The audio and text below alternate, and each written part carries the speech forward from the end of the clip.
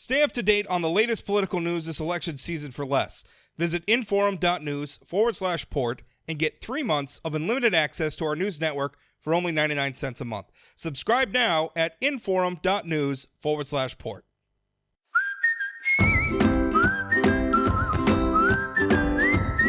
Welcome to Plain Talk, and hey, listen, we elect a lot of people in North Dakota.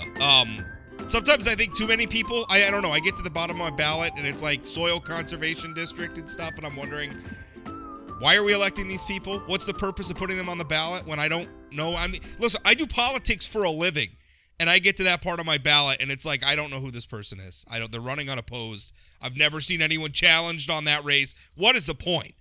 So it gets hard when you get that ballot and all of a sudden, you were focused in on a congressional race or a gubernatorial race or a ballot measure or something, and then you get past those races, and all of a sudden there's some races that maybe you weren't paying attention to, like maybe races for county commission. Talking with me today about that is Ben Hanson. He is a former member of the state legislature, a Democrat from West Fargo, who is now running to have a seat on the Cass County Commission. And if you think, well, it's just a local office, well, they don't do anything that important, you got to remember, Cass County is our most populated county by far. Their budget is very, very big. What is it, about $140 million, Ben? Am I getting that right?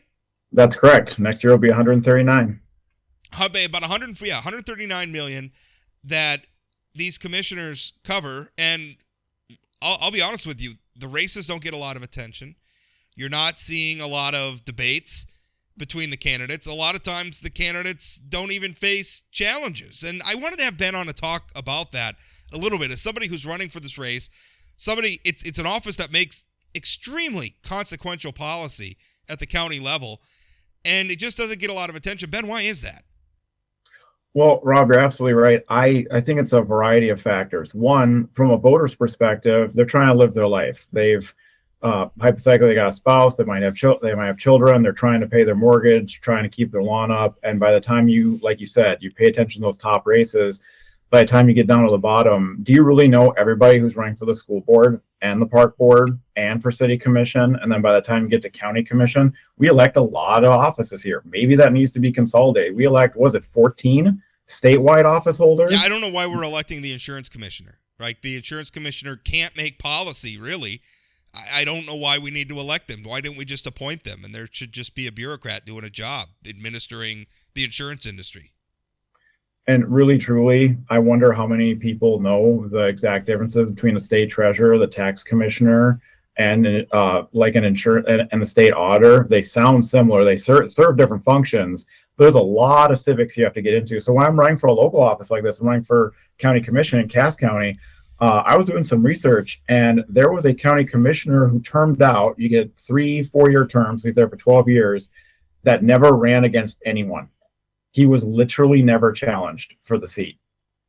And this year we have 2 seats up. There's another one besides district. I'm running District 2. District 4 has an incumbent that has no challenger as well. And so when people are looking at this, they're not even getting choices. Well, that demotivates you from taking a look at it. Local office is non-partisan. I think that's probably overall a good thing. But what that also does is make them a little less sexy to talk about. You have a little less of a national party narrative on your back, which in theory means you should be doing more research and getting to know your district or your county more. But as a practical matter, that's not happening. But as a practical matter, it's not. It's rare. I should say it's not happening, but there aren't a lot of people that are doing it. Let's put it that way. And I have a lot of folks, so I go door to door and I try and talk and educate people, and I find that people, for the most part, appreciate that. And those are good conversations, but take a look at Cass County. It's 181,000 people. Last couple county elections, Cass County elections, about 60,000 people voted. I simply cannot, I work a day job, I have a life, I simply cannot knock on doors and talk to 60,000 people. It's not going to happen. Could I raise a whole bunch of money and hire people to go out and do that? I suppose, but a county commission race, do you really need it to be that professional of a campaign, like that much of a, campaign corporation? I don't think so. But people want to know more information. And unfortunately, I really appreciate you having me on, because right now I will not have a public forum with my opponent. We're going to do a League of Women Voters event here later this month, but he's not able to attend. And people simply won't be able to compare the two of us outside of reading up about us on our social media and our websites. And guess what? We're going to be promoting ourselves on those, right? You're not going to get are you going to get a real contrast there? I'd like to think I'm providing one, but I think it's also more than fair that people should be able to get to see us side by side. Unfortunately, they're not going to be. And I think that's too bad. Well, and I also, listen, as somebody who puts on debates and stuff, I can tell you, I think the value of them is that, once it's live, or I guess in my case, it's being recorded, things can happen, right? Social media posts can be scripted, right? All that messaging, it's all polished.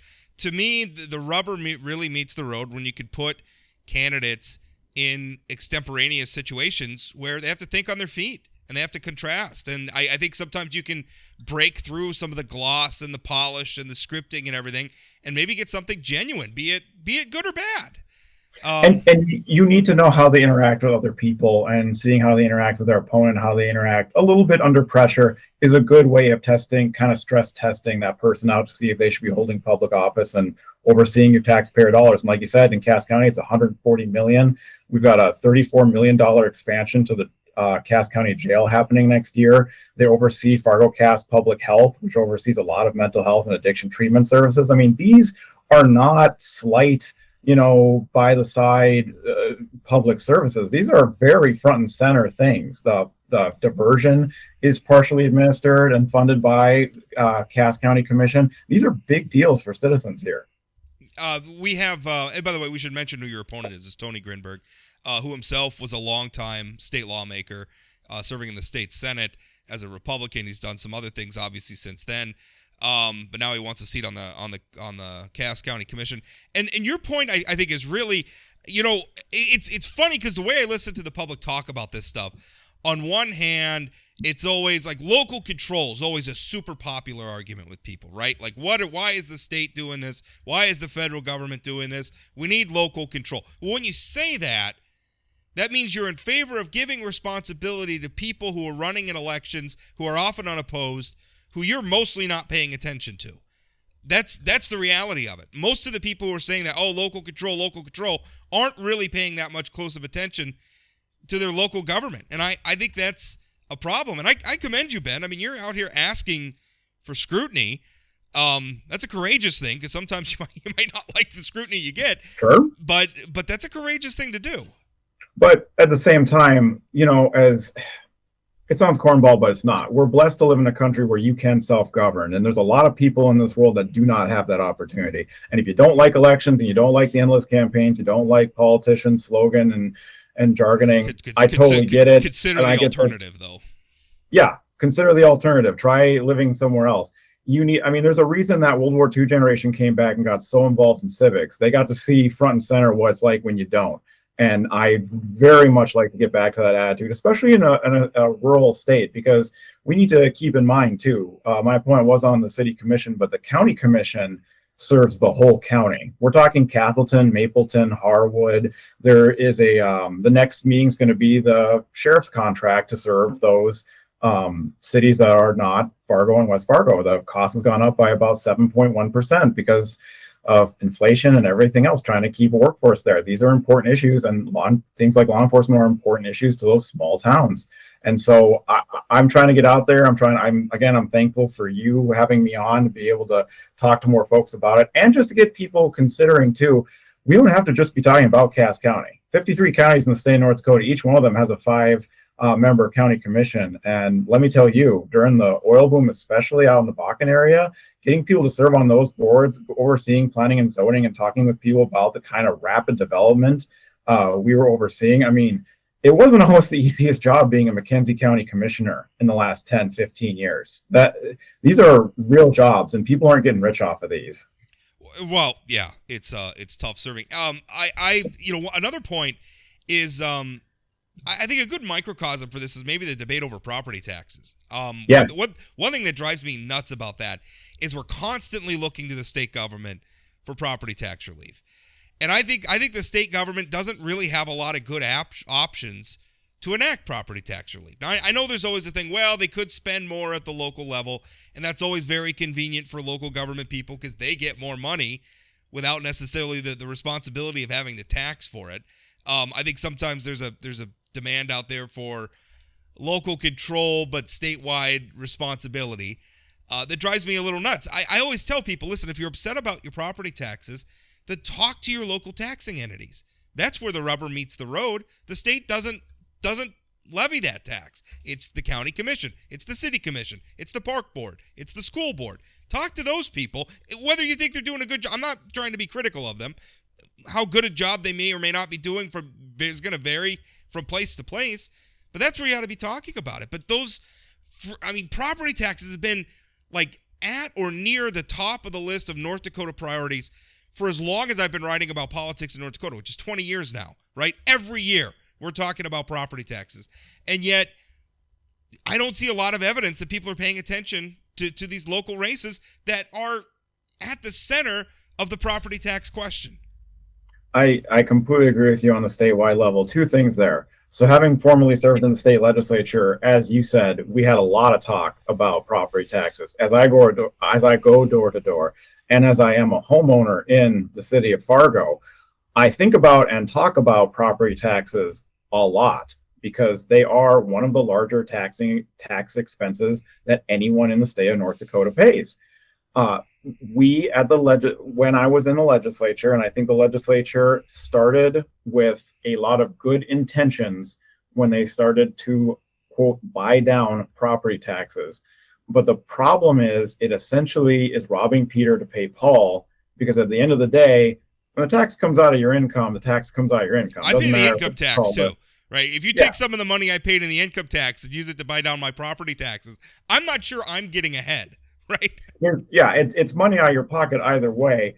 And what's happened is an expectation's been created now at the state level that the state legislature needs to buy down those property taxes each year to keep it on a level to keep from sticker shock happening.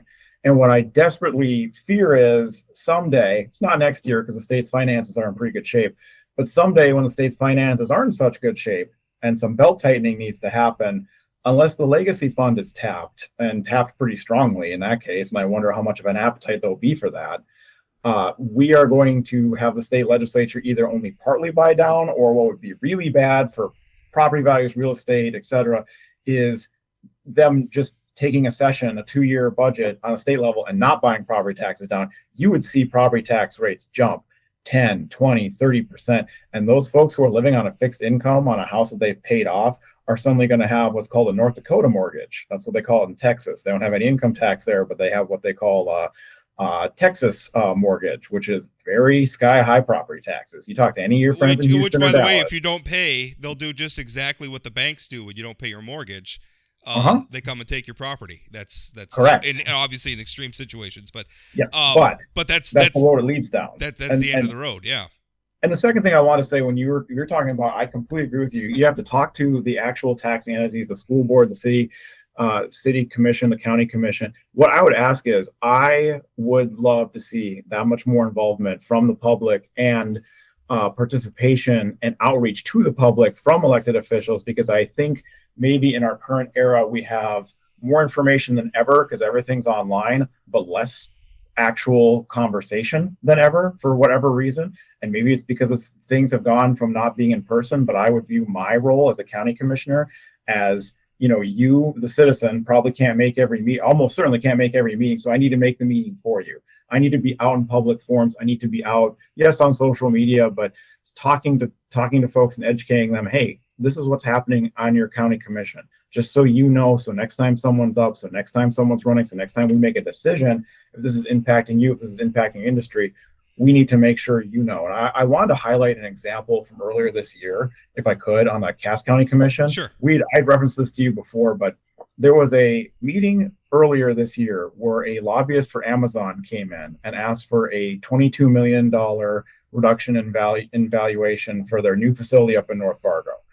He made some arguments that I didn't think quite held water, such as we want you to downgrade the quality of our building that we just built from good, I believe, to average, which, having done real estate property assessments in my life, that's not correct on a brand new building. That I've seen that warehouse, that building is in good condition. And two, they want to classify part of their facility has over 200,000 square feet as personal property, which is kind of inherently silly, but it's means of less of a tax burden. I understand why they did it. Their motivation was to pay less taxes, but at the end of the day, the sincerity and the integrity of the argument, I don't know if it really held water. But right after that, so the county commission considered that, and eventually they kind of passed it on, kind of passed the buck on, didn't make a final decision. But right after that, someone in blue jeans and a t-shirt came up who had clearly never done any lobbying in his life, was a citizen in Fargo, whose mother lived in Fargo.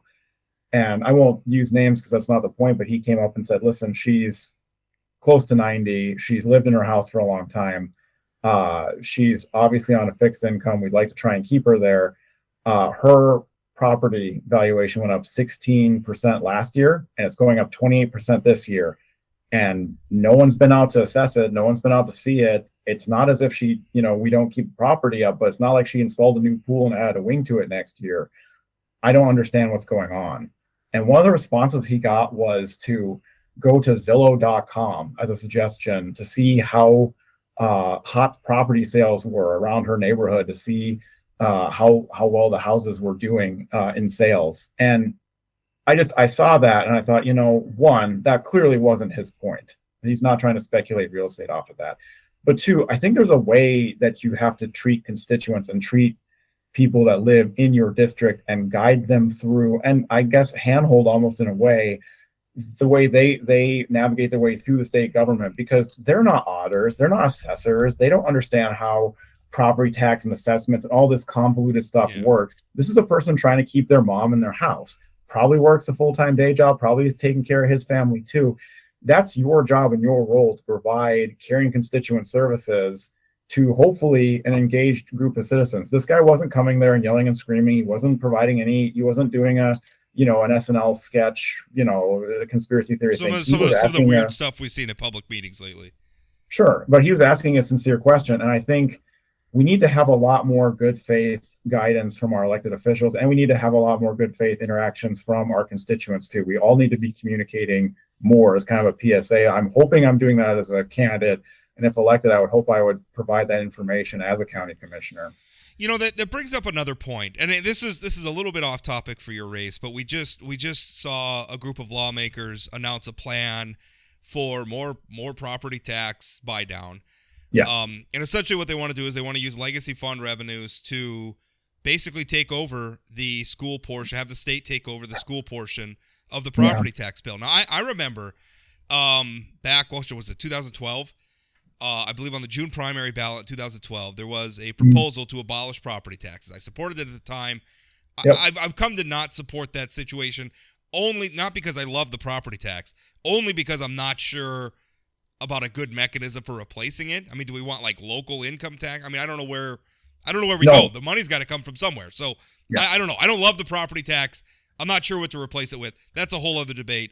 But I remember that 2012 debate because the winning argument was essentially we don't want local people to have to go to Bismarck to beg for money for school books or to beg for money for teachers or to beg, if it was a county, beg for money for roads or whatever. They wanted decisions made locally, not made in Bismarck. But yet here we are, the public's demand for state buying down property taxes persists. And I would argue that lawmakers are trying to deliver that demand. I think the problem is the taxpayers are wanting something that I don't think they really want or maybe have entirely thought through. But it's like, here we go again, where we're still moving more and more property tax obligation to the state. And even that plan, I don't know. We have the Common Schools Trust Fund sitting there. It's very close to kicking off enough revenue for the state to just cover K through 12 expenditures. I think we'll probably be there within a few years. I'm maybe not against using that because it's the education fund, right? I'm maybe not against doing it that way, but in general, like I think I'm getting back to my previous point. There's a disconnect where people say they want local control, but they're not paying attention to these local races. I don't know how we get people to make that connection. I'm trying to do it one person at a time, but again, in a county of 181,000 people, it's not literally possible. I think every person running for a local office has to be another drop in that bucket, and eventually it has to be an en masse re-engagement in our civics. I think there's no silver bullet to it. I think it has to be all hands on deck. That's from both from voters and from candidates. To your point about that new proposal, I haven't read it in depth, I'll admit.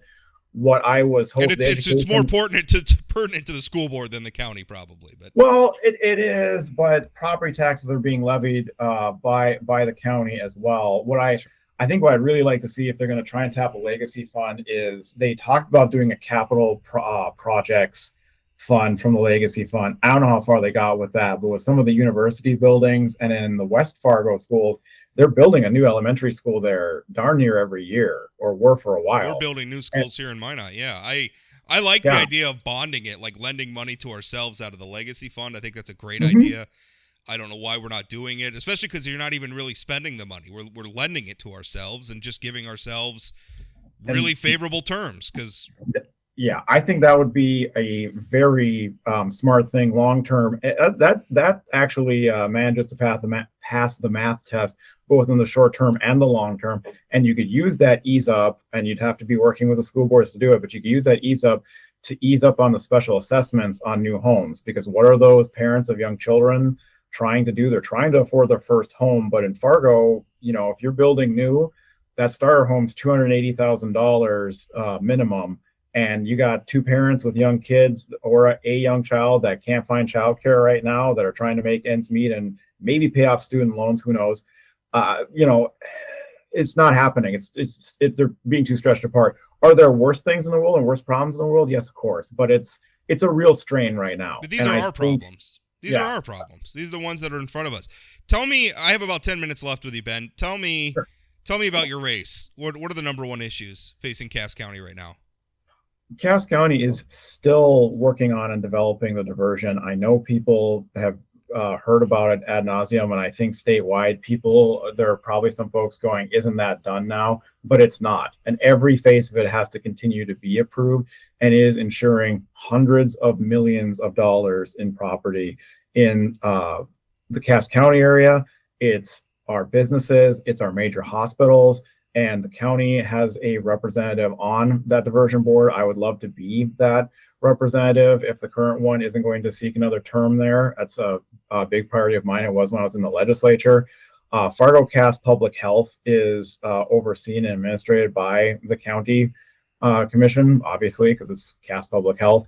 They are dealing frontline right now with things like the addiction crisis we've continued to see in the state, with the mental health crises we've seen here in the state, and are the county is helping rebuild the dispatch center, which gets the 911 calls and helps divert those emergency service calls through them, and FirstLink, which recently got the new 211 upgrade. Those are all incredibly important for the county. And lastly, I'd like to say for Cass County, they have in the past supported the trade school initiative here, along with the cities and some private businesses as well.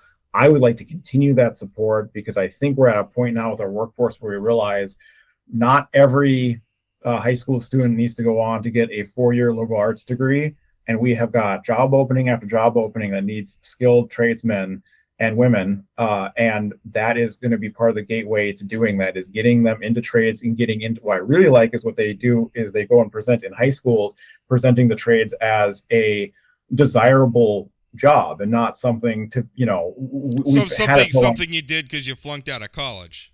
Yeah, there seems to be this kind of run-on joke, I don't know, in pop culture about plumbers or electricians being, I don't know what. I don't know if you know plumbers and electrician, those guys are making bank. Those guys are not doing bad. Those guys and gals, I should say, are not doing bad at all. No, and well, we desperately need them. We have a lot of job openings. I don't know what it's like up in Minot, but I do know in the Fargo-Moorhead area, we have got tens of thousands of job openings, and they're not all just at McDonald's, and they're not all just nurses either, though a lot of them are RNs, and that's another pathway we need to build is to CRNs and working with the new American population there as well. But. So just to, at the end of our interview here, to bring it back to our main point, you just ran through the top issues for Cass County, and look at how many of these issues run through the top of the priority list issues that voters are thinking about right now when they're going to vote in a congressional race or when they're going to vote in some of these statewide races or even their legislative races. These are top of the mind issues. What is it? It's labor shortages, right? It's the economy. It's mental health and addiction and crime. All of these things run through Cass County as well, obviously, as these other levels of government. So why aren't people paying more attention, right? And I keep asking that question. I don't know the answer. I don't know that you know the answer either entirely, but I think what it illustrates is you ought to be because a lot of the solutions, a lot of our response to these issues that we all clearly care about begins in local government, like Cass County. And more coverage helps. You're helping me out with that right now. I'd ask more organizations, please put on some kind of form, some kind of informational thing, because like I said, I will not be in any kind of public forum with my opponent for this whole race. And it's a brand new, by the way, I should have mentioned, this is an open seat. Rick Steen, the current county commissioner and the chair of Cass County Commission, is not running, chose not to run again. So we have two folks that have experience in the public policy arena running. I'd like to think I'm the best candidate, and I'd love to go out there and prove that, but I don't have a ton of chances to contrast myself. So I'm out there hitting doors. I'm out there, I'll have signs out and all that good stuff, but it's up to the candidates to be out and be aggressive. It's up to voters to seek out and try and research as much as you can, but they can only research so much if we're not getting the kind of not getting coverage. We can put things out for ourselves on social media, but beyond that, it is up to others to cover. And in defense of my industry, I mean, everybody knows what we've been through, and we're fighting. I think we're doing our best, but a lot of times we don't cover these local issues, these local races, unless there's like a scandal or something, unless there's like a controversy. And that's not a defense. I mean, sometimes there's just two good candidates that just need to be contrasted with one another. There's no controversy. Nobody's a criminal. Nobody's done anything nefarious. It's just two people with different ideas who are running for the office, and that should be news too. And I'll admit, I mean, sometimes there's just so much going on. Like, I know for me, like anybody who's been reading my columns lately know I'm busy. I'm writing important stuff. I wish I had more time to delve into this other stuff. I just don't. And it's hard. And you're not wrong. There's no such thing as a slow news day anymore. And I mean, take something that's not even like a scandal or a controversy. Hurricane Ian right now is grabbing a lot of headlines, and it should. It's going to be a big deal to the not just to Florida, but to the national economy. And next week, there's going to be another variation on like some other big news story, a la Hurricane Ian. How does someone break through? Again, it's going to have to be one voter at a time for me. Well, Ben, I appreciate your time and appreciate you coming on talking about this. Thanks for having me on, Rob. Appreciate your work. Hi, everybody. I'm Chad Kuhl, host of the Northland Outdoors Podcast. Hey, here in the Northland, we love our time outside. And on the Northland Outdoors Podcast, we're going to talk about all of it. Not just fishing, not just hunting, but mountain biking, camping, rock climbing, bird watching, you name it. We're going to have it on the Northland Outdoors Podcast. New episodes every 2 weeks on Spotify, Apple Podcasts, wherever you get your podcasts. So look for it and join us on the Northland Outdoors Podcast. Well, we just finished up an interview with Ben Hanson, who's running for Ward County Commissioner, but now we're going to zoom out from a local race to a national race and talk with Senator Kevin Cramer. A very rare two-interview day on the Plain Talk podcast, but there's so much going on, and I wanted to get it on. And Kevin had a really good discussion with Ben, who, of course, is on the other side of the political aisle, at least when he was in the legislature. He's running for a non-partisan office now, but talking about how important these local races are. And, we were talking about things like, job shortages and the economy and mental health and crime and all of those issues that are really important in statewide races and congressional races and everything. Sure. Also, like a county local government, like the rubber hits the road there.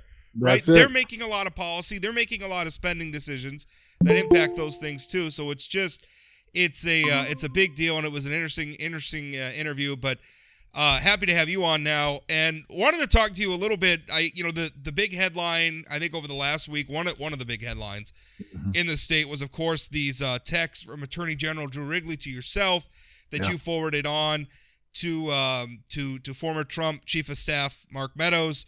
And in them, And let me ask you this: the way that I don't like really the way they've been characterized. Right. I think they were newsworthy.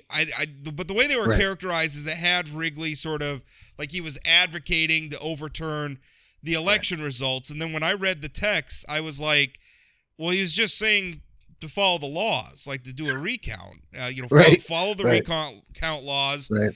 I guess if the legislatures are unsatisfied, follow their constitutional law that allows them to select alternate slates and send them to Washington.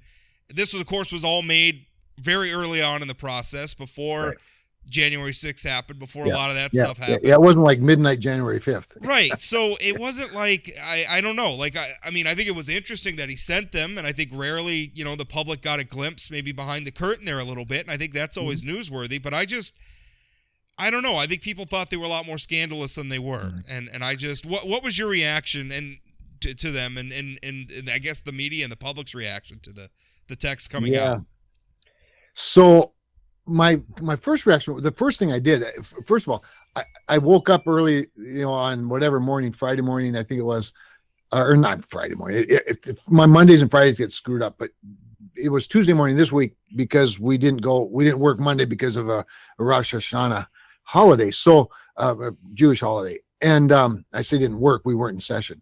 So I woke up Tuesday morning early and saw that I'd gotten a couple of phone calls, one from you. Text from me. And which, and they weren't super late at night, but I get up at 5. And so I see these and I go, what the heck? And so the first thing I did is look to see if I had my text message trail, both from Drew and to Mark Meadows. And I could not find the text message. I still have not, but I'm not worried much about it either. But I did recall generally, as I sort of started reading some of the stuff, was he and I did have a conversation. So don't get me wrong. I'm not saying the text message doesn't exist someplace, either maybe from a different number or to a different number. We all have more than one number. I don't think anybody's disputing that the text happened. Yeah, right. Yeah. Somewhere along the line, a text was sent to Mark. But I do remember, and after having now, with the book out and reading it, I do recall the conversation. And I do think the text pretty well depicts the conversation. And that was, to your point, Drew basically saying, well, there's this constitutional solution and legal solution that legislatures can go through. But I also remember that Drew's whole point with me at the time was, and by the way, this conversation that we had that I'm recalling was like on a, after hours or a weekend or something, or maybe it was noon hour in my office here in the federal building, which is on the same floor as U.S. attorneys. So we do bump into each other a fair bit. I see judges and whatnot down in the coffee room. But all of that said, and it was just that if they want to restore confidence in the system, there are built-in legal and constitutional, both responsibilities and opportunities for state legislatures, and they should do it. And if nothing shows up and there's no evidence of anything, they just certify, they don't need to certify a new slate of electors. And that's exactly what happened. That's exactly what happened throughout the next several weeks as certifications took place at the state level. And when January 6th came, there were no competing slate of electors in any state. That was Drew's point, is ultimately the legislatures were satisfied with their electors and sent them on to Washington. And I think, and then you voted to certify, if I'm remembering right, on the idea that, listen, we don't really have the authority to overrule the state legislatures. If they're satisfied with their electors, that's that. One thing that Drew characterized the text as kind of a, like we're friends and colleagues, and they were, I was like everybody else was kind of watching the headlines and watching all this unfold, and was I don't know, I think he kind of characterized it almost like he was venting a little bit. Right. Why forward those on to Mark Meadows? Well, I thought Drew made a really good point.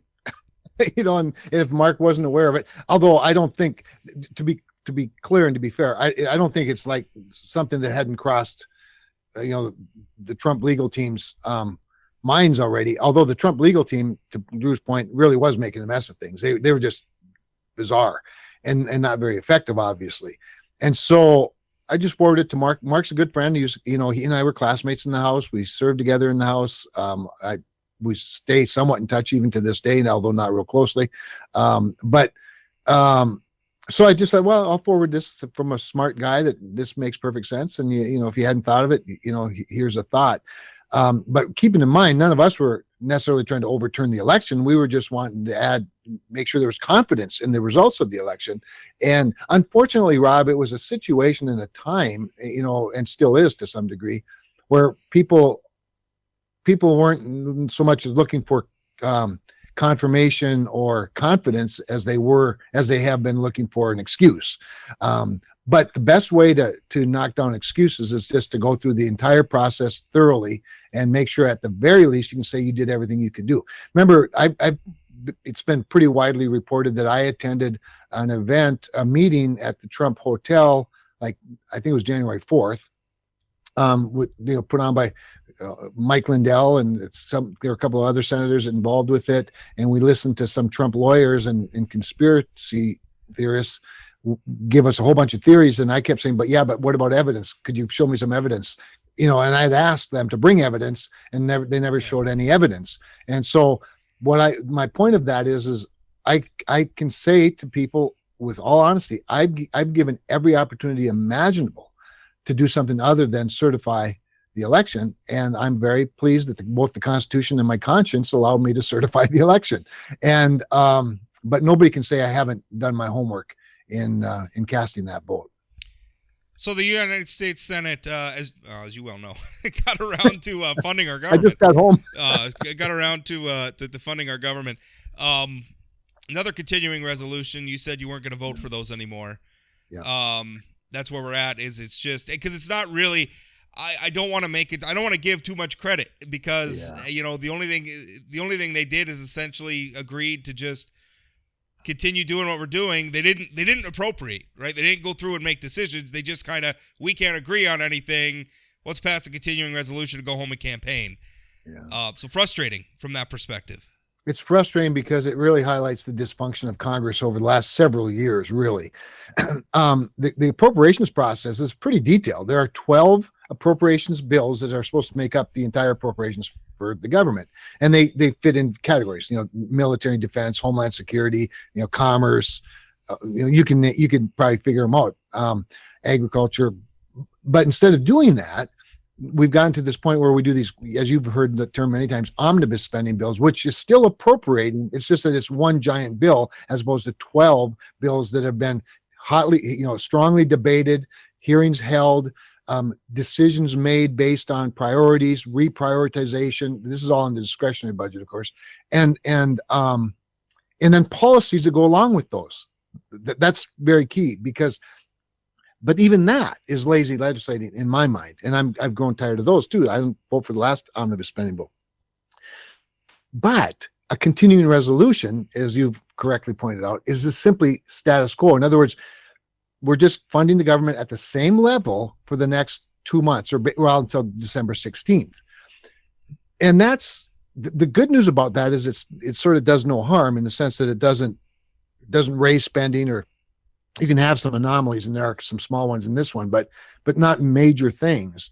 But you also can't adapt to new policies. As an example, half, of course, of the discretionary budget is defense, and it ought to be, and it probably should be more defense of the country. And so that's fine. But when you do a continuing resolution, what you don't do with the defense spending is you can't start new programs. You can't start new research and development.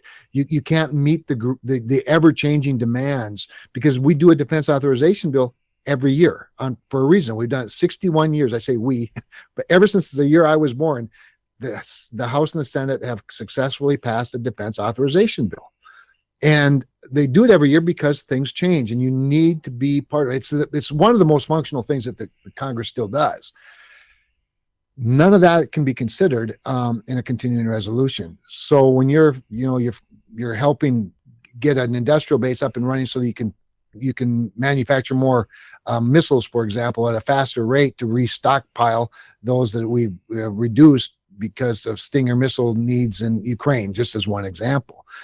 But if you're talking about a new destroyer or a carrier of some type, or a submarine, or for that matter, a Sentinel missile system to replace a Minuteman. You just don't have the flexibility. So it's really, in my view, it's dysfunction. And the reason I've come out against it in recent attempts here is because I don't want to shut down the government, Rob. But at the same time, I feel like we're facilitating this sort of drift away from serious legislating to turning it over to like the four leaders of the two political parties in the two chambers to just negotiate everything that's really important to the country. And that's not why Congress created a system where there are 535 members of the board of directors, if you will.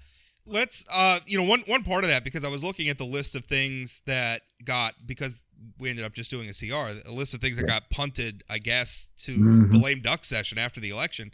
I guess. Among them is something like permitting reform. And, people are going to say, pro oil, Rob and Kevin are going to talk about this again. But let's consider something that just happened on the international scene in the context of Russia and Ukraine. Sure. Major pipeline was apparently sabotaged. I don't have the intelligence to say that it was Russia that did it, but gosh, a lot of people are kind of looking at that like that. This is Vladimir Putin sending a message. This is Vladimir Putin, trying to pull that string he has in terms of energy for Europe, to pull it again to his advantage. If there was ever a time where America needed to get serious about our ability to develop and produce energy for ourselves, obviously, but also so that we could trade that to our friends in Europe and elsewhere, it's now. Russia is specifically using their very large market share in the global energy markets to try to, as a part of their prosecution of a war of oppression and control over Ukraine. So when I hear that we're going to punt on permitting reform again till after the election, I'm frustrated because it's not just about what's good for North Dakota and jobs, although that's hugely important, and it's not just about what's good for the American economy or what's good for the oil and gas industry and everything else. This is what's good for the world, and we're going to punt on permitting reform again. That's so frustrating to me, Kevin. Yeah. Of course, the problem with the permitting reform package that would have been part of the CR is it was not negotiated by anybody other than Chuck Schumer and Joe Manchin. That's true. And that's why it became a victim, because Democrats didn't like it and Republicans liked it less. And so it wasn't going to pass. In fact, it was probably dragged down the CR. So hopefully we will have now at least a more contemplative, more robust discussion about permitting reform, and I look forward to hopefully being part of that. Joe asked me if I would be, and I said, of course I will, but only at the beginning, not just at the end. And so I think, we'll see where that goes. But by the way, just before I leave that for a moment, the challenge will not be so much punting it as it will be even coming to some agreement, because the two sides are so far afield from each other that we've got to do more podcasts and talk radio and op-eds to describe what permitting reform should look like and why we would compromise this for that for the greater good. Well, let's talk about one part of that, because I was reading an article where you were quoted where you want to do a pipeline for pipeline exchange with Joe Manchin, where you're saying, let's treat, because the Dakota Access Pipeline, an oil pipeline, still hanging in the balance, right? I mean, there's still years. I mean, it's pumping, it's operating, but it's still very much in legal jeopardy because we have, was the EIA good and all this stuff. Part of what, and what you're saying is, hey, part of a deal. Let's wave the checkered flag on DAPL already and be done, because it's enough. It's operating, for crying out loud. This is becoming. It's like we're living in a cartoon. Like, is whether this pipeline we're already allowing operating is it environmentally safe? It's operating. Anyway, but one of the things that you're talking about, which I think is hugely important, and I think why Democrats don't want to let this go, is you want to establish a shot clock, for lack of a better term, for infrastructure permits, right? So if we're saying if we're going to build a pipeline, it's like we're going to have a timeline. I don't know. Maybe it's a couple years. I don't know what's an appropriate level of time. But we're going to have a time. And within that time, you got to make your case. And I'm fine with talking about how long that time should be. Sure. But there's got to be a finish line. And I think that's the problem, is whether it's Keystone, whether it's Dakota Access, whether it's a lot of other infrastructure projects that sometimes fly under our radar and we don't notice, but are still critically important, certainly cumulatively. At some point there's got to be a stop line. There's got to be a finish line where it's like, we've checked all the boxes, we've done all the scrutiny, we've applied all the laws. Now they get to build a pipeline, as long, assuming that they've checked all the appropriate boxes. Now they get to build a pipeline. We need that desperately, but for the environmental left, the courts are their primary tool, where they could get judges to enjoin, and let's bring in some new dubious legal argument. Let's throw as much mud against the wall as we can, and then maybe a judge will pick some of it, and then we can stop these things from happening. It's such a powerful tool, Kevin. I don't think they're ever going to want to give it up.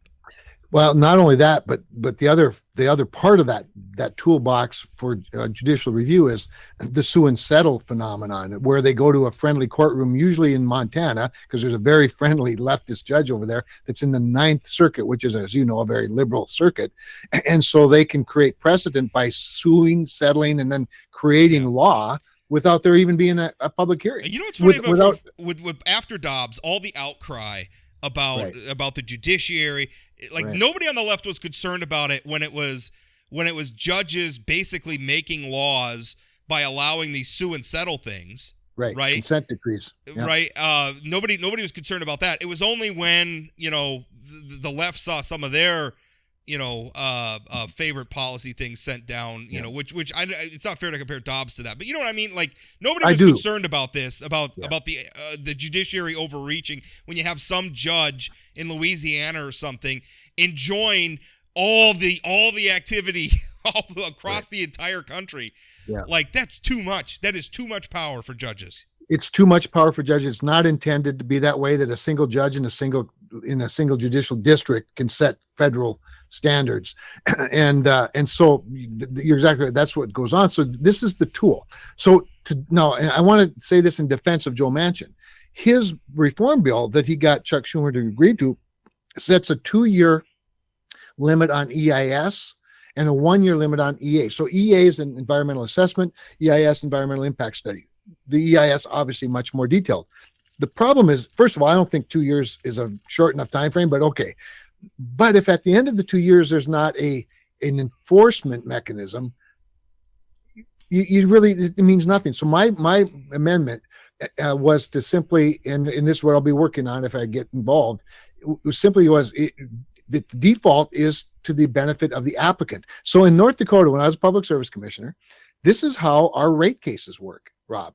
If MDU or Xcel Energy files for a 2 cent per kilowatt hour or half a cent or an 8% increase in gas prices, and they come and make their case, if we don't hear and decide that case, and it's a short time. I mean, I want to say forgive me for not remembering this specifically. I've got a lot of smart people that can tell me, and they're not in front of me, but it's like 60 or 90 days. It's not long.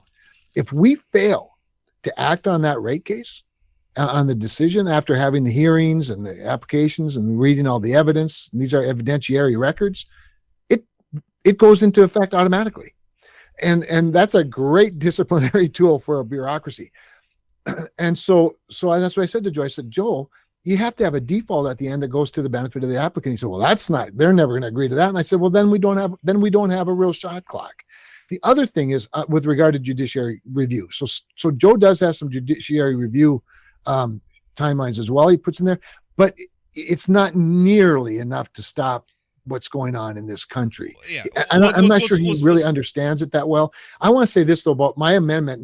The point of my amendment that we never had to introduce because we never actually had a bill, but I wanted to put it out there was, okay, the one thing that Joe has in there that was a significant reform was he has a pipeline in West Virginia called the Missouri Valley Pipeline that runs through into Pennsylvania. It runs Mountain through Valley Pipeline. Mountain Valley, Missouri. Missouri. When the Missouri gets to West Mountain Valley Virginia. Pipeline. And of course the owners of that pipeline came to talk to me about it and why it's so important, and at least it'd be an incremental change. At least we get one pipeline done. All these things. It's 95% done. It's quite similar in many respects to the Dakota Access Pipeline, although this is a gas line and it isn't actually operating yet. And it's under judicial review by the Fourth Circuit. All these things. So he would just waive all that and build this, and this pipeline could operate. And I thought, well, that, a quid pro quo like that to get his vote on a $750 billion Green New Deal package shoved down our throats by just Democrats. In other words, he was he was the vote they needed to do this and enhance inflation. That's so, to me, that's corruption. So to make that point, I said, how about this? Let's make an amendment. Let's finish the Dakota Access Pipeline. Well, of course, that's ludicrous on its face, but it makes the point. It's a satire, and it made a point. All of that said, I'm happy to have this permitting reform discussion. I'd love to believe we could get someplace. What I worry about, Rob, remember, 72 House Democrats wrote a letter, including the chairman of all the relevant committees, to Nancy Pelosi saying, we will not vote for the continuing resolution if it has Joe Manchin's permitting reform in it. Joe Manchin's permitting reform actually gave more power to the bureaucracy. It put FERC in charge of every detail of siting a transmission line. And why this is, again, I think this gets to your point. In the bipartisan infrastructure bill, we actually created a little bit of federal backstop, because I've always thought there should be one for interstate pipe or interstate transmission lines. It is interstate commerce. It is important to the country.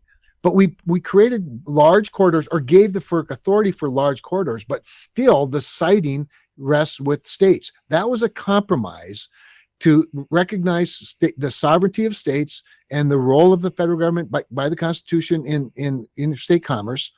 And that check and balance is really important. That's what cooperative federalism looks like.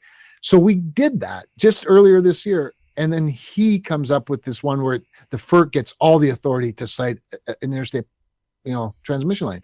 Not, that's just wrong on so many levels to me. So hopefully we'll have a better discussion about it. But it does get to your other point, and that is continuing resolutions are not appropriations, and appropriations are the only way to change policy and use the appropriations process to recognize new policy, even from authorizing legislation. I could pass a bill in the EPW that authorizes something, but with a continuing resolution, that authorization can't be funded. Well, just to bring these two issues together, talking about a shot clock with no teeth. I mean, we have a law that says Congress is supposed to pass a budget, right? I mean, that's the law. Well, that's right. Does anybody ever follow it? No, they don't. Not really. We haven't actually budgeted since the George W. Bush administration. So that's a problem, and that, I think, illustrates the point where if you don't put some teeth into a shot clock for infrastructure permitting reform, then you don't really have a shot clock. I think. By the way, can I just wrap it up with this? If you want to read a fairly recent historical account of the way Congress is supposed to run, pick up Dick Armey's new memoirs, The Leader. It's 600 pages. It's quite detailed. But he, as the floor leader, the majority leader of the House of Representatives, first Republican in 40 years, when he took over, they never missed a schedule. I mean, it's unbelievable how they did all of that. The 12 appropriations, the budgeting process. They even balanced the budget, by the way. That's the way Congress with a Democratic president, by the way, too. Working with a Democratic president, and then George W. Bush for a couple of years. It's exactly right, Rob. And I just tell you, if people are interested in sort of the nitty gritty, and by the way, there's plenty to laugh about while you're reading it. It's written by a very clever, funny North Dakotan turned Texan politician who's also a PhD in economics. So it's got wit, it's got intellect, it's got history, it's got heavy duty economics in it. I would just encourage people to pick it up. It's a very, very interesting read about these points that we're talking about right now. Let's talk a little bit about tracking gun purchases. And I got to tell you, this touches on something I've been worried about with the digital age. I don't know a lot of. I started out my career as a private investigator, which meant that I was doing background checks for people, and I always would think about that because there's more and more digital stuff. We had all these public records that a lot of people didn't get access to because it was arduous, right? You had to go down to a courthouse. You had to talk to a clerk. It took time. It took effort. A lot of people didn't do it. So a lot of information would sometimes kind of fly under the radar. But now that's all being digitized. And then Google's out there and other search, and you can search it and you can find it. And so now, like, someone who's mad at you on Facebook could go and find something in like 3 minutes and pop it up. And there it is. And so we're living in this sort of digital world now, And I mean, obviously now as a journalist, I use a lot of those same skills, and I'm thankful for how accessible a lot of this information is. I worry about the ways in which that information can be used to silence people or restrict people, and to deny them their liberties. And I think that's an important point, jumping off point, for your concerns about financial companies, specifically the people you use to pay for stuff, right? Like, right. You know, and if you think about it, it's more than just the credit card companies, because anymore, how many people are paying by tapping with their phone, right? Yep. Well, that's Google, Right. that's Apple, right? Track, right. you know, that's you know, they can see where your transactions are, and it's not hard to say, well, that's a gun store. So tracking gun purchases, I mean, immediately, like, obviously they're already tracking them. Your credit card company knows where you're spending money. I mean, I guess they're already tracked, but now they want to specifically like categorize them. And I'm thinking, why are they doing this? To what end, right? I'm as concerned about it as you are. You've raised concerns about it, but tell us what's going on. So it's really an interesting one, Rob, because this was driven by a bank, and I think it's an important point. But I'm gonna walk through it a little bit because I think the details matter here, and I've learned the details because I've studied it pretty carefully. And the way I learned it was, first of all, we all got outraged when we heard that there's this new what's called a merchant category code, and there's been an MCC forever. These various category codes, but there was never one for guns. And in this particular case, the code is going to be, the category for the code is going to be gun shops. In other words, not Shields, not Walmart who sell guns, but only gun stores. And so that's the first increment in my view. It's driven by, or it's a code, it's a category code that is enforced by an organization called the ISO, which is ironic because what ISO stands for doesn't add up to ISO, it adds up to iOS, and that's the International Organization for Standardization. But and I think a lot of people are familiar with ISO standards. They exist in things like weights and measures. The areas where an international standard is important to determine for international trade, for international commerce. And that makes all the sense in the world. But an ISO code for tracking gun store purchases by credit card companies is questionable, to say the least, because there's really no need for a code of that type, because you're not talking about a measurement of any type that needs to be, where a gallon's a gallon, an ounce is an ounce, centimeters a centimeter. I think sometimes people forget about, like, I remember Herbert Hoover, I think, in America, when he was, I think, like the Federal Trade Commissioner or something like that, was one of the first ones that came up, like, no, we're going to have a national standard for how much a weight weighs, right? Because sometimes it could be like state to state or community to community. A pound is a different thing. A foot is a different thing. Like, you don't think about stuff like that, but how important they are. Like, if I want to buy some lumber across state lines, I want to know that an 8-foot board is an 8-foot board, no matter what. So that standardization is hugely important, but in this case, it's kind of being weaponized. In this case, it's being weaponized. But here's what's interesting. So the first person that came to talk to me, and I mean came to my office right after this broke, was Al Kelly, who is the president and CEO of Visa. Now, you could imagine how this would affect Visa. And they were, by the way, taking the brunt of the criticism when the news first broke. Come to find out, Visa, MasterCard, and American Express, who make up about 85% of the financial transactions, electronic financial transactions in the world, they are part of an ISO advisory committee. And they all voted against this. And they prevailed, by the way. So, and by the way, the ISO, so people know, is headquartered in Geneva, Switzerland. Okay, so this is not like headquartered even in New York. This is Geneva with Switzerland. So you got to wonder what motivated them to do that. So they prevail, and then somebody challenges that decision to not use this MCC, this code for gun shops. And it was appealed, and the appeal was upheld. In other words, the no vote was upheld by the ISO. And after that, the ISO decided to do it anyway. So I want to walk through this because I think it's important for people to know Visa did not ask for this. In fact, they opposed it. MasterCard did not ask for it. They opposed it. American Express did not ask for it. They opposed it. So then you have to wonder, well, who's driving this? Well, there's a bank, I forget where it is. I think it's Illinois, called Amalgamated. It's a pretty large bank. It's a union-owned bank, and it's very leftist. I mean, they push a lot of the ESG stuff. They push this agenda really, really hard, and they're really more of a policy group than they are a bank, but they are a bank. And so they're the ones that really push this with ISO and ISO along with it. So last week we had in the banking committee, the 7 bank presidents in front of us, include Jamie Dimon, from JP Morgan Chase, Brian Moynihan from Bank of America, Jane Fraser from Citigroup. All of these big banks were in front of us. And I asked them, there was the opening question I asked, no one else did, by the way. And I got to it right away. And I said, will you pledge to me in front of all of these people and this vast number of, at least the dozens that watch C-SPAN, that you will the vast dozens who watch me. Okay, Senator. And the reason I say, and I can tell you later, there was sort of a joke about all that with Tim Scott before I got to my question. But would you commit that you will not, that you will accommodate and facilitate every transaction? Because remember, at the end of the day, it's really the banks that fund all of this stuff. The credit card companies are just the technology firm, basically, that provides the platform for the interchange. So they all, of course, did. And Jane Fraser from Citigroup has come out quite strongly against gun purchases, and even she had to say, no, we will adhere to the law. And it was an important moment because it got everybody on the record, very firmly on the record. And that's important.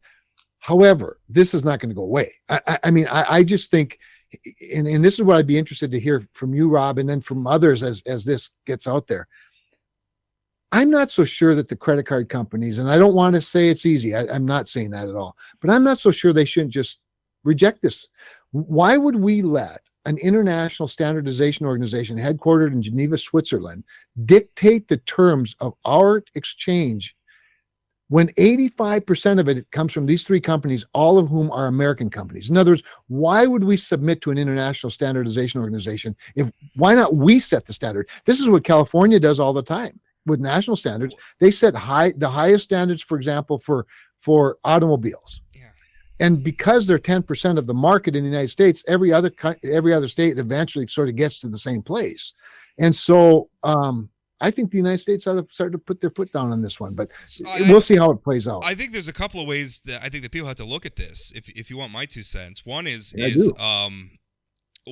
you need to, I think you have to divorce your feelings about guns from what they're doing, because it's you're for guns, you're against guns. That's a debate we can have, but that debate should be settled in legislatures and at the ballot box, and the Second Amendment's in the Constitution. So I guess if somebody wants to amend the Constitution, right? I mean, those are debates for the political process, right? And so the laws, like if we're going to have restrictions on what we can and can't do or whatever, those laws should be a product of the democratic process, right? I mean, that's the whole idea of how we're trying to live our lives, is the consent of the governed. And sometimes the laws aren't what we like, and the political processes leaves a lot to be desired.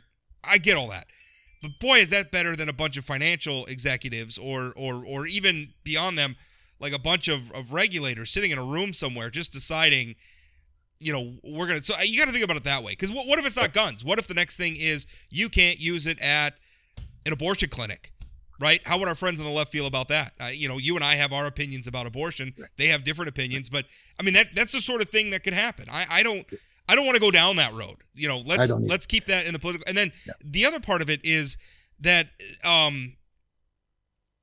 one of the reasons why the United States of America, why so much of like the internet backbone is based here. Yes. So much of why, we're seen as a reserve place for people, a safe place for people to put their money, to put their investments, to put, and also, why our companies, even like with the internet, Google, or as you were talking about these financial companies, they're all based here. And the reasons why is we don't manipulate these things for political purposes. And I understand America's not a perfect place. There's people out there saying, but we're not Russia.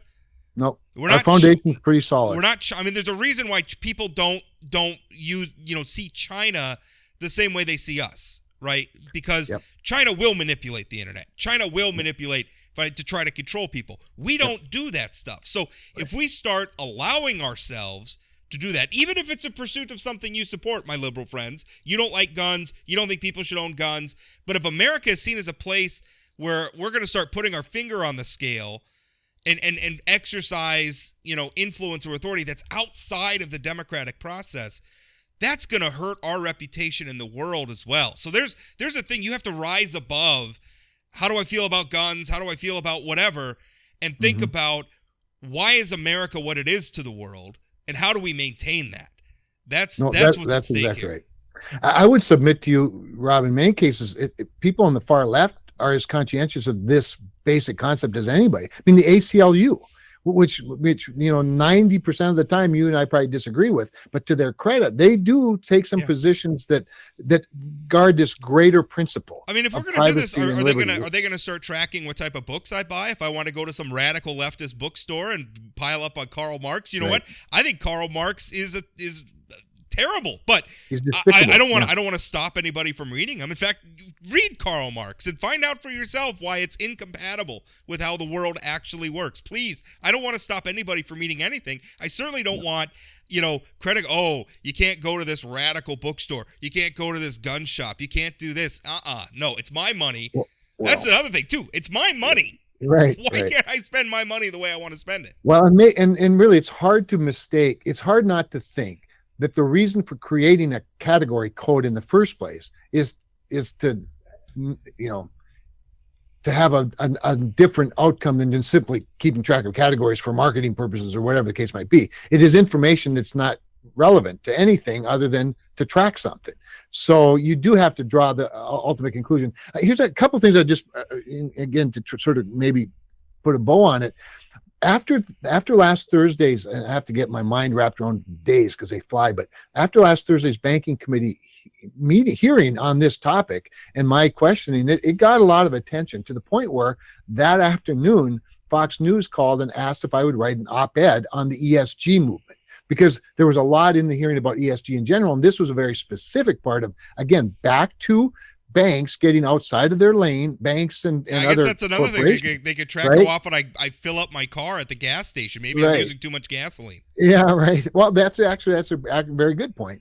And so they asked me to write a piece, which I did. They wanted it quickly, and it ran, I think, Monday or Tuesday morning of this week. So just a few days ago, it ran. And because my sense from these bank presidents I've gotten to know pretty well, some of them quite well, is that they are sort of pulling away from it. And certainly the Federal Reserve is, even though the Biden nominees are crazy ESG oriented, we've kept the worst of them from getting getting confirmed. We've had some pretty, I won't go into the details of them now with yesterday's news, but we stopped an Office of Comptroller, president or director from getting confirmed, an FDIC or a Federal Reserve nominee from getting confirmed, because they were so far left on these topics. That said, even Jay Powell himself and others have sort of pulled back and said, we need to stay in our lane. We need to stay in our lane. The other thing that's driving this, Rob, is because ESG largely started over governance issues like, diversity and all those things.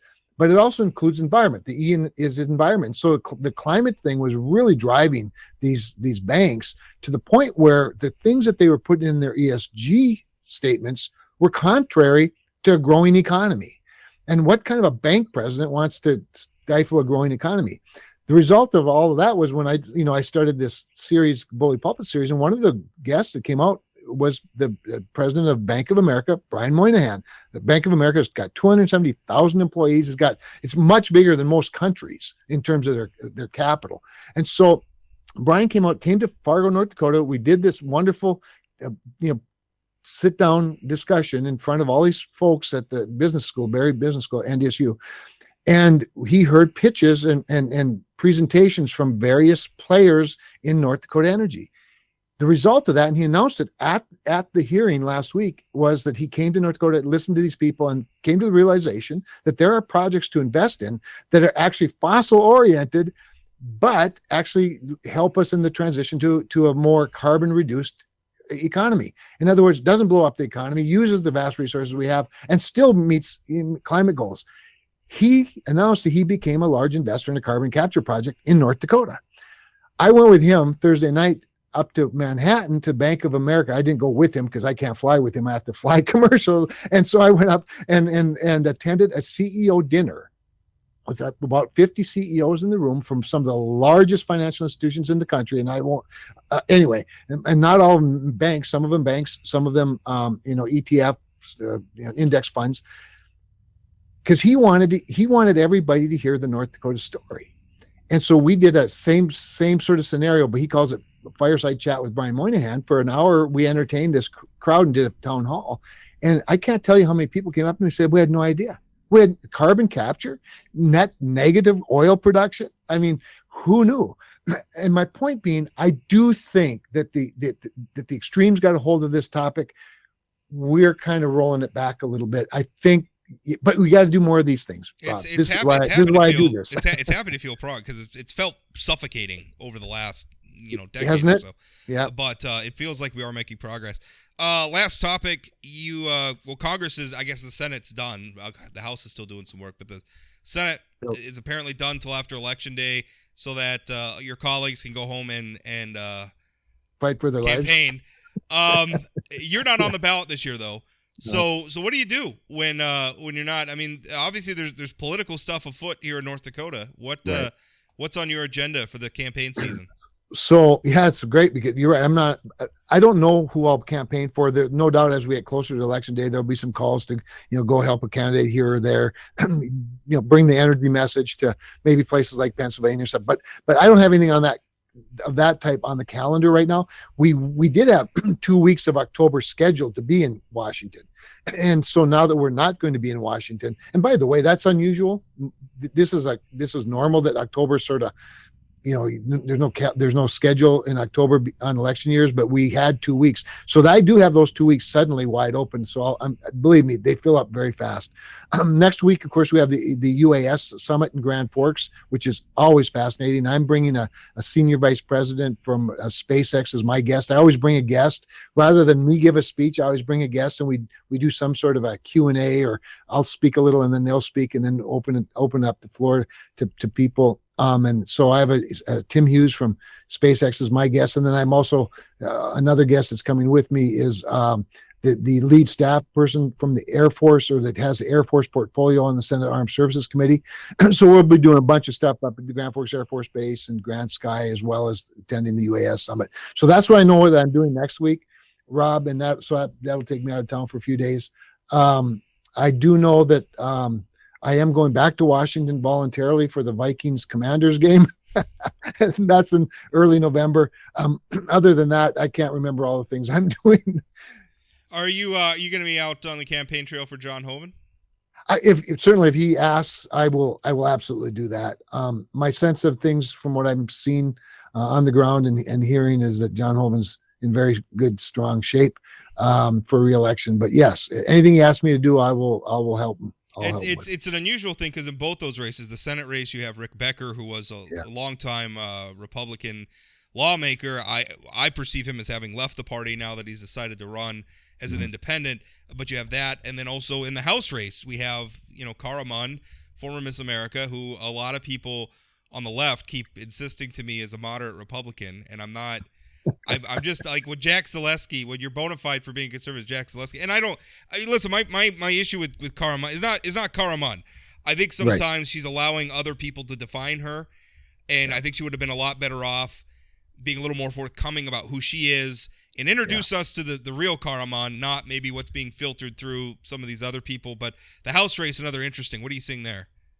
So I think in the House race, the whole Mark Haugen situation where Democrats basically forced him out of the race because he's pro-life and replaced him with somebody who they think is a moderate Republican.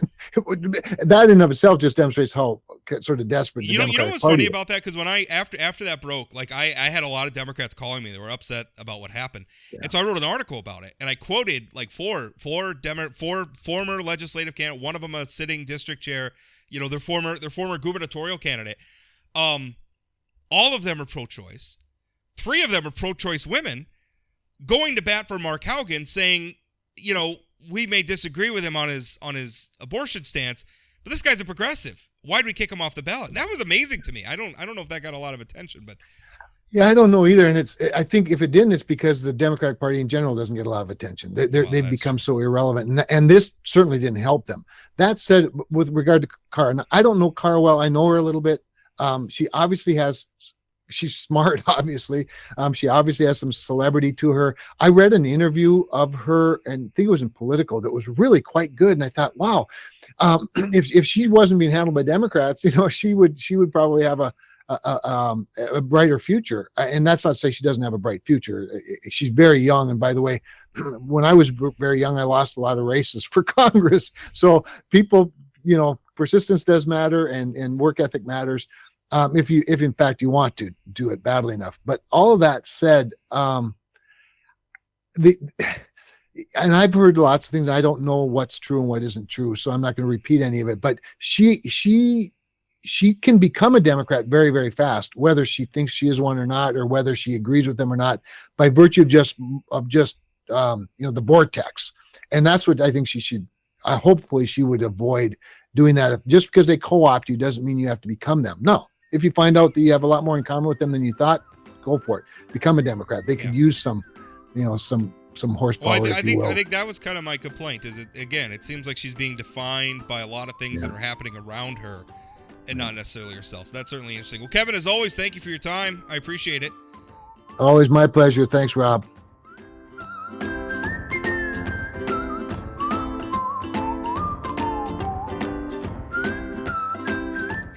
Did you know Forum Communications Company has a robust podcast library? At inforum.com/podcasts, we have everything from politics, sports, true crime, outdoor adventure, and more. Visit inforum.com/podcasts and explore them all today.